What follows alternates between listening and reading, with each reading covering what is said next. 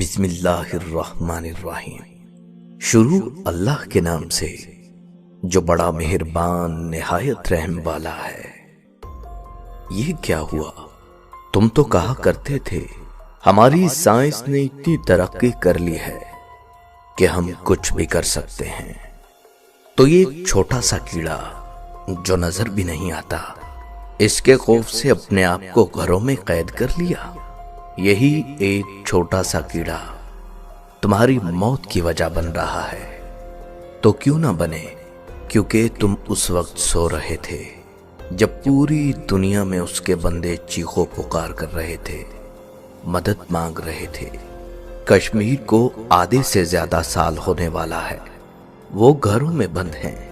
آج ساری دنیا بند ہو گئی، آج ساری دنیا اپنے اپنے گھروں میں قید ہے۔ مگر ساری دنیا ہی کیوں؟ وہ اس لیے کیونکہ ساری دنیا تماشائی تھی، ساری دنیا تماشا دیکھ رہی تھی۔ اور وہ چائنا، اس نے مسلمان عورتوں پر نقاب کرنے پر پابندی لگائی تھی اور لمبے کپڑے پہننے پر بازاروں میں کھڑا کر کے مسلمان عورتوں کے آدھے کپڑے کاٹ دیے تھے۔ اب کیوں اپنے آپ کو ایک لفافے کے اندر قید کر لیا؟ اب کیوں ماسک لگاتے ہو؟ اب کیوں ڈھانپتے ہو خود کو؟ کیا میرا اسلام خود کو ڈھانپنے کا حکم نہیں دیتا؟ وہ شامی بچہ یاد ہے، چھوٹا سا، جو شکوہ کر رہا تھا ہمیں چاروں جانب سے گھیر لیا ہے، ہمارے پاس پانی نہیں، خوراک نہیں، ساری دنیا کی فوجیں ان پر بمباری کر رہی تھیں۔ کیا کسی نے خبر لی؟ کیا کسی مولانا نے ان مسلمانوں کے لیے دعا کی رو رو کر؟ کیا کسی مولانا نے ان کے لیے ہاتھ اٹھائے؟ کیا وہ مسلمان نہیں تھے؟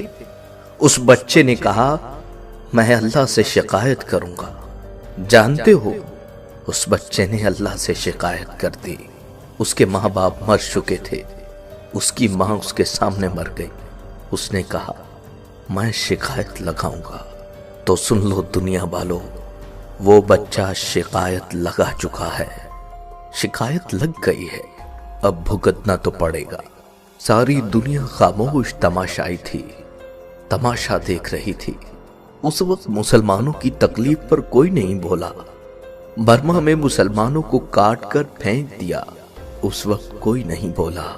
آدھے سے زیادہ سال ہو گیا، کشمیر پر کوئی نہیں بولا۔ جانتے ہو جب خدا کا عذاب آتا ہے تو سب سے زیادہ تماشائی مارے جاتے ہیں، تماشائیوں کی پکڑ ہوتی ہے۔ آج اس عذاب کو مذاق بنا رہے ہو، خدا سے ڈرو۔ اور کہاں ہے وہ جو کچھ دن پہلے نقاب کی بے حرمتی کرتی تھی اور کہا کرتی تھی ہمارا جسم ہماری مرضی، ہم اسے ڈھانپیں یا نہ ڈھانپیں؟ اب پھرو گھومو، تمہارا جسم تمہاری مرضی نہیں، کہ یہاں مرضی صرف اسی کی ہوتی ہے، تمہاری کوئی مرضی نہیں۔ یہ شرمندہ ہونے کا مقام ہے، اپنے گناہوں کی معافی مانگ لیجئے۔ آئیے سب مل کر مسلمانوں کے لیے، پوری امت محمدیہ کے لیے دعا مانگتے ہیں کہ اللہ ہمیں اپنے اس عذاب سے بچائے، ہماری خطاؤں کو معاف کر دے، ہماری خطاؤں کو بخش دے، ہمارے گناہوں کو معاف کر دے۔